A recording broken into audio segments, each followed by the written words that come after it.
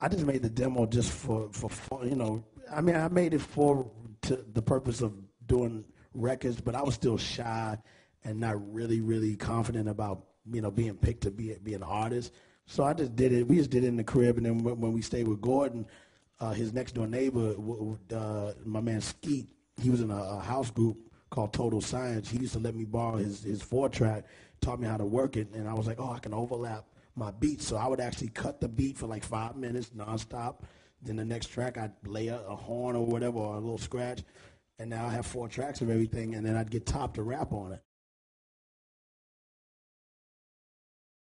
I saw Marley Marl open the door to wait for Heavy D to walk in, and Heavy D, they were about to do "We Write the Songs" on the In Control Volume One with Biz, and he's like, "Yeah, we still waiting for Biz to get here." So I'm like, "Wow, Biz is coming," and and that's the era. Like, and I remember Heavy D had on an all gray sweatsuit, like the regular gray sweats that people wear. He had the matching gray top, and he had the big fat dookie cable underneath, but you could see it bulging out of the neck, and I was like, damn, this is real. Like, and I'm just sitting there shaking like this with my cassette. I mean, of course, once they popped up, I stopped shaking because I don't let nobody see me sweat, no matter how nervous I get. But I held the tape, and I just stood there holding it to give to Marley, and I never gave it to him. I just remember he opened the door, and he said, "Yo, is that you, overwaiter?" And he's like, "Yeah." He said, "Yo, Biz is on his way," and I was just like. And he just kind of looked at me, and I just kind of stood there with the cassette. He closed the door, and me and Gordon walked out, and I was like, damn, why didn't I give him the tape? So Stu said, man, I got this group Gangstarr. He says 3 members right now, but they're really not getting along with each other. The DJ's fighting with the MC. The other MC doesn't write the rhymes, and the other guy's really great, but he just needs a tight team. So I was like, shoot, tell him I'll be in the group. And he's like, yeah, but I wanted my guys to be in the group with him, where it'd be Top, me, and we join him and help him out. And he wasn't trying to see that, so I was like, well then, all right, I'm not interested. Let's try to shop my group.